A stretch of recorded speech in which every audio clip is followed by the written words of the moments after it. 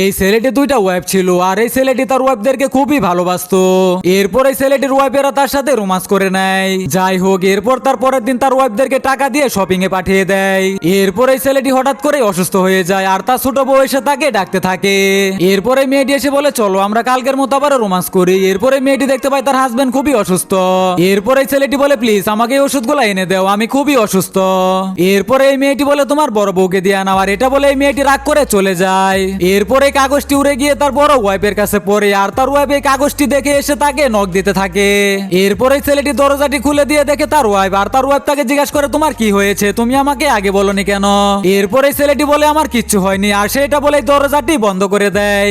এরপরে মেয়েটি তার হাজবেন্ডকে আবারও নক করে আর বলে তুমি কাগজটি দাও, আমি তোমাকে ওষুধ এনে দিচ্ছি। আর তার হাজবেন্ডকে সে অনেকগুলো খাবারও এনে দেয়। এরপরে ছেলেটি তার বড় বউয়ের প্রেমে পড়ে যায়।